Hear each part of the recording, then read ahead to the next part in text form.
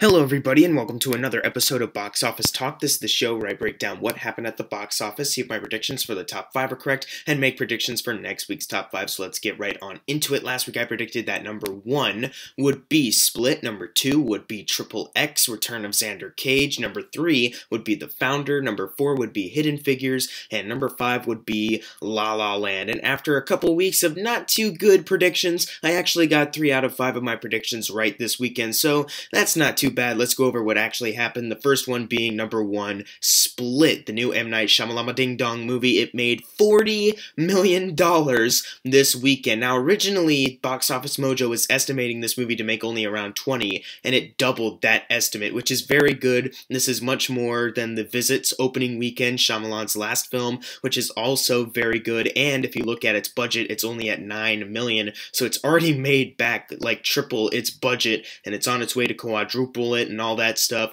Congratulations to this movie. And also, I did see the movie. I finally got my camera's new battery pack so I can start filming reviews again. So the first review I will put up will be for Split because I really do want to talk about that movie.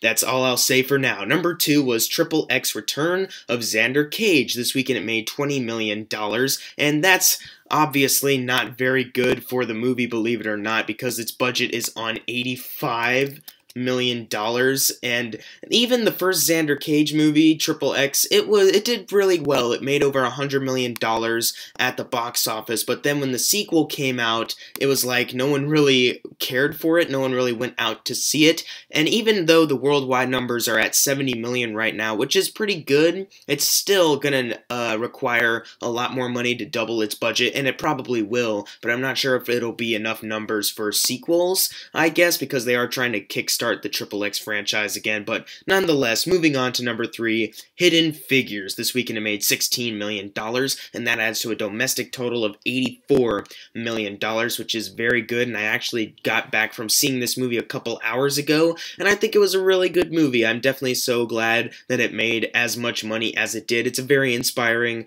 very solid, well-made movie. I wouldn't say it's one of the best films of 2016, or it's like an A+, but it's a solid B+ for me. How about that? Number 4 was Sing. This weekend it made $9 million, and that adds to a domestic total of $249 million, but on the worldwide charts it is at $427 million.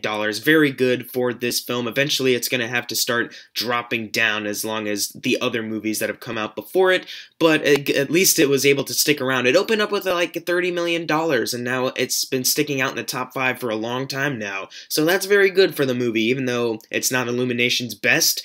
Number 5 was La La Land. This weekend it made $8 million, and that adds to a domestic total of $89 million, and on the worldwide charts it's at $144 million.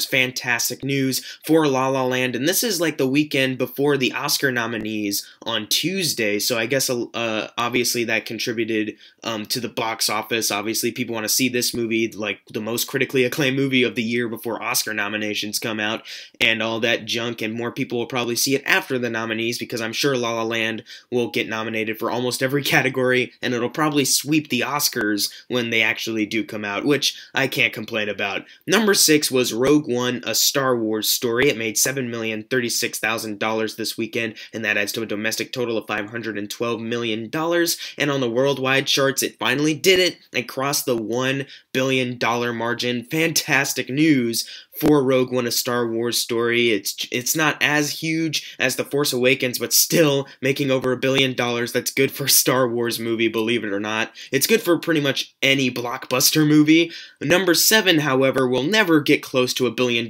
heck, even $100 million, and that is Monster Trucks. Oh my gosh, it's actually in the same position as last week. It opened at number 7, and it's still at number 7. Kind of odd. It only dropped from $10 million to $7 million this weekend, and that adds to a domestic total of $22 million, and on the worldwide chart it is at $37 million. Nowhere close to its $125 million budget or the doubling point of $250 million for that. What's the moral of this story, folks? Never let 4-year-olds who are the sons of executives develop a movie. Number 8, however, is a movie that should be getting more attention, Patriots Day. This weekend it made $6 million, and that adds to a domestic total of $23 million, and that is still very bad for this movie because it is on a budget of $45 million. It's not going to be able to double that, get to $90 million, which is very upsetting because I did see this film, and I haven't been able to review it yet, but I will give away one thing before I put out my review soon. It definitely changed my top 15 best of 2016.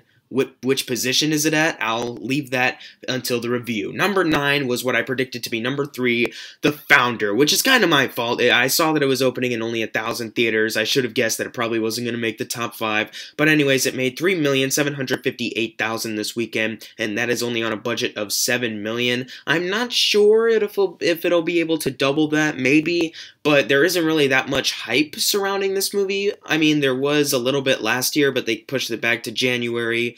And actually, they pushed it back to a limited release in December and then wide release in January. And obviously, not too many people really like that. Limited releases are so terrible, guys. They're so frustrating. And that's probably why a lot of people probably didn't go out to see The Founder, also because of that theater situation. And finally, number 10, Sleepless. And it made $3,706,000. So this and The Founder are very neck and neck right now.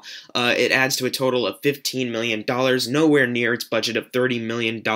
Very upsetting, but hey, at least it was able to stick around in the top 10 for at least 2 weekends, unlike a film that opened at number 4 last weekend and is nowhere on this top 10, which I'm very happy with. And in case you couldn't tell, it's The Bye Bye Man. It didn't even make it on here, so at least you got that, Sleepless. You beat out The Bye Bye Man.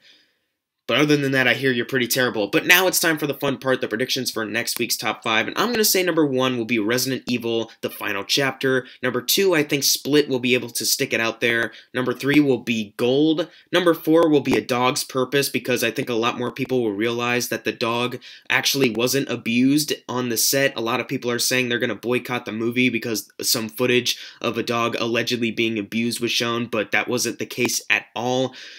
And number 5 I'm going to predict is Triple X Return of Xander Cage. But what are your predictions for next week's top 5? Leave them in the comments below. And if you got your predictions right for this week, you're going to get a shout out right now. Unless you didn't get it right, then I'm sorry. And as always, thank you guys for watching. Make sure to subscribe. I'm Jackson Fulcher. See you guys next time.